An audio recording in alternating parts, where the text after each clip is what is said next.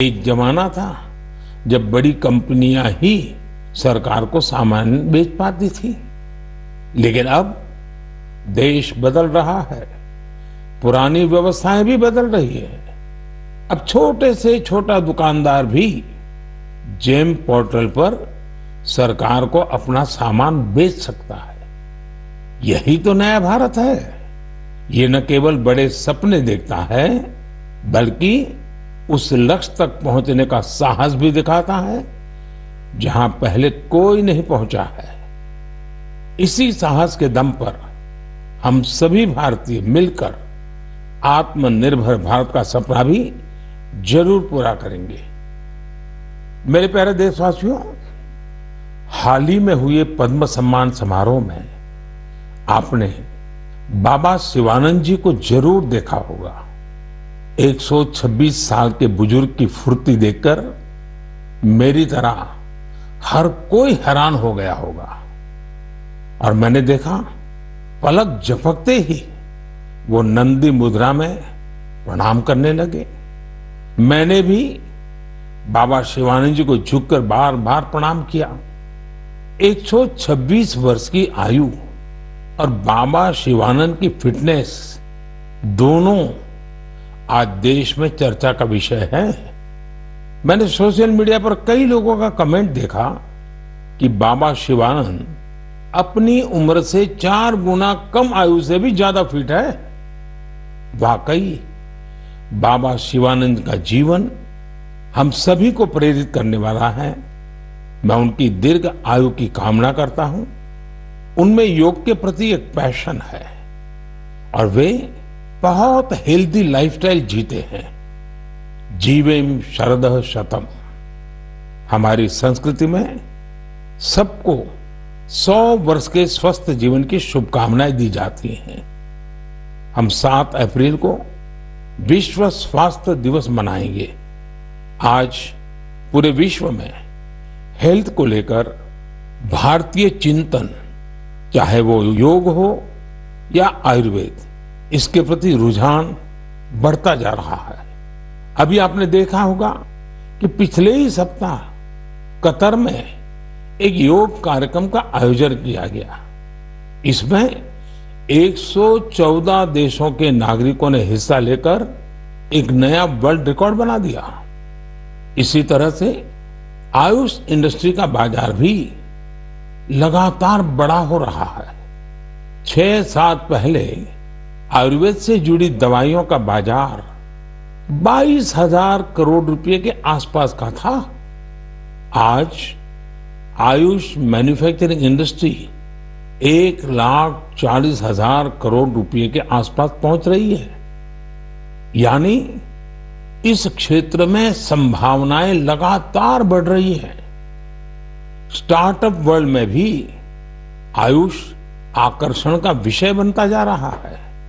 साथियों, health sector के दूसरे स्टार्टअप्स पर तो मैं पहले भी कई बार बात कर चुका हूं, लेकिन इस बार आयुष स्टार्टअप्स पर आपसे विशेष तौर पर बात करूंगा। एक स्टार्टअप है कपिवा। इसके नाम में ही इसका मतलब छिपा है। इसमें क का मतलब है कफ, पी का मतलब है पित्त और वा का मतलब है वात। यह स्टार्टअप हमारी परंपराओं के मुताबिक हेल्दी ईटिंग हैबिट्स पर आधारित है। एक और स्टार्टअप निरोग स्ट्रीट भी है। आयुर्वेद हेल्थ केयर इकोसिस्टम में एक अनूठा कंसेप्ट है। इसका टेक्नोलॉजी ड्रिवन प्लेटफॉर्म दुनिया भर के आयुर्वेदा डॉक्टर्स को सीधे लोगों से जोड़ता है। 50,000 से अधिक प्रैक्टिशनर्स इससे जुड़े हुए हैं। इसी तरह आत्रेय इनोवेशंस एक हेल्थ केयर टेक्नोलॉजी स्टार्टअप है जो होलिस्टिक वेलनेस के क्षेत्र में काम कर रहा है। एक्सोरियल ने न केवल अश्वगंधा के उपयोग को लेकर जागरूकता फैलाई है, बल्कि टॉप क्वालिटी प्रोडक्शन प्रोसेस पर भी बड़ी मात्रा में निवेश किया है। क्योरवेदा ने जड़ी बूटियों के आधुनिक शोध और पारंपरिक ज्ञान के संगम से होलिस्टिक लाइफ के लिए डाइटरी सप्लीमेंट्स का निर्माण किया है। साथियों, अभी तो मैंने कुछ ही नाम गिनाए हैं, ये लिस्ट बहुत लंबी है। ये भारत के युवा उद्यमियों और भारत में बन रही नई संभावनाओं का प्रतीक है।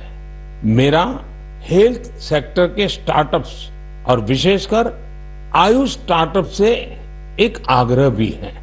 आप ऑनलाइन जो भी पोर्टल बनाते हैं, जो भी कंटेंट क्रिएट करते हैं, वो संयुक्त राष्ट्र द्वारा मान्यता प्राप्त सभी भाषाओं में भी बनाने का प्रयास करें। दुनिया में बहुत सारे ऐसे देश हैं जहां अंग्रेजी न इतनी बोली जाती है और ना ही इतनी समझी जाती है। ऐसे देशों को भी ध्यान में रखकर अपनी जानकारी का प्रचार प्रसार करें। मुझे विश्वास है भारत के आयुष स्टार्टअप्स बेहतर क्वालिटी के प्रोडक्ट्स के साथ जल्द ही दुनिया भर में छा जाएंगे। साथियों, स्वास्थ्य का सीधा संबंध स्वच्छता से भी जुड़ा है। मन की बात में हम हमेशा स्वच्छता के आग्रहियों के प्रयासों को जरूर बताते हैं। ऐसे ही एक स्वच्छाग्रही हैं चंद्रकिशोर पाटिल जी। ये महाराष्ट्र में नासिक में रहते हैं। चंद्रकिशोर जी का स्वच्छता को लेकर संकल्प बहुत गहरा है। वो गोदावरी नदी के पास खड़े रहते हैं और लोगों को लगातार नदी में कूड़ा कचरा न फेंकने के लिए प्रेरित करते हैं। उन्हें कोई ऐसा करता दिखता है तो तुरंत उसे मना करते हैं। इस काम में चंद्रकिशोर जी अपना काफी समय खर्च करते हैं। शाम तक उनके पास ऐसी चीजों का ढेर लग जाता है जो लोग नदी में फेंकने के लिए लाए होते हैं।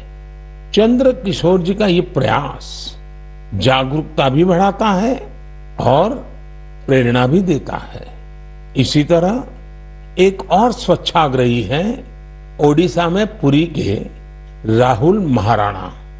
राहुल हर रविवार को सुबह सुबह पुरी में तीर्थ स्थलों के पास जाते हैं और वहां प्लास्टिक कचरा साफ करते हैं।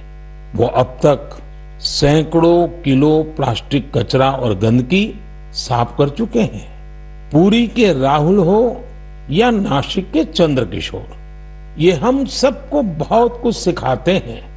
नागरिक के तौर पर हम अपने कर्तव्यों को निभाएं, चाहे स्वच्छता हो, पोषण हो या फिर टीकाकरण। इन सारे प्रयासों से भी स्वस्थ रहने में मदद मिलती है। मेरे प्यारे देशवासियों, आइए बात करते हैं केरला के मुपट्टम श्री नारायणन जी की। उन्होंने एक प्रोजेक्ट की शुरुआत की है जिसका नाम है pots for water of life. आप जब इस प्रोजेक्ट के बारे में जानोगे तो सोचेंगे कि क्या कमाल का काम है। साथियों, मुपट्टम श्री नारायण जी गर्मी के दौरान पशु पक्षियों को पानी की दिक्कत ना हो, इसके लिए मिट्टी के बर्तन बांटने का अभियान चला रहे हैं। गर्मियों में वो पशु पक्षियों की इस परेशानी को देखकर खुद भी परेशान हो उठते थे। फिर उन्होंने सोचा कि क्यों न वह खुद ही मिट्टी के बर्तन बांटने शुरू कर दे, ताकि दूसरों के पास उन बर्तनों में सिर्फ पानी भरने का ही काम रहे। आप हैरान रह जाएंगे कि नारायण जी द्वारा बांटे गए बर्तनों का आंकड़ा 1 लाख को पार करने जा रहा है। अपने अभियान में 1 लाखवां बर्तन वो गांधी जी द्वारा स्थापित साबरमती आश्रम में दान करेंगे। आज जब गर्मी के मौसम ने दस्तक दे दी है तो नारायण जी का यह काम हम सबको जरूर प्रेरित करेगा और हम भी इस गर्मी में हमारे पशु पक्षी मित्रों के लिए पानी की व्यवस्था करेंगे। साथियों, मैं मन की बात के श्रोताओं से भी आग्रह करूंगा कि हम अपने संकल्पों को फिर से दोहराएं। पानी की एक एक बूंद बचाने के लिए हम जो भी कुछ कर सकते हैं वो हमें जरूर करना चाहिए। इसके अलावा पानी की रिसाइकलिंग पर भी हमें उतना ही जोर देते रहना है। घर में इस्तेमाल किया पानी गमलों में काम आ सकता है, गार्डनिंग में काम आ सकता है, वो जरूर दोबारा इस्तेमाल किया जाना चाहिए। थोड़े से प्रयास से आप अपने घर में ऐसी व्यवस्थाएं बना सकते हैं। रहीमदास जी सदियों पहले कुछ मकसद से ही कहकर गए हैं कि रहमन पानी राखिए, बिन पानी सब सुन। और पानी बचाने के इस काम में मुझे बच्चों से बहुत उम्मीद है। स्वच्छता को जैसे हमारे बच्चों ने आंदोलन बनाया, वैसे ही वो वाटर वॉरियर बनकर पानी बचाने में मदद कर सकते हैं। साथियों, हमारे देश में जल संरक्षण, जल स्रोतों की सुरक्षा सदियों से समाज के स्वभाव का हिस्सा रहा है। मुझे खुशी है कि देश में बहुत से लोगों ने वाटर कंजर्वेशन को लाइफ मिशन ही बना दिया है। जैसे चेन्नई के एक साथी हैं अरुण कृष्णमूर्ति जी। अरुण जी अपने इलाके में तालाबों और झीलों को साफ करने का अभियान चला रहे हैं। उन्होंने 150 से ज्यादा तालाबों, झीलों की साफ सफाई की जिम्मेदारी।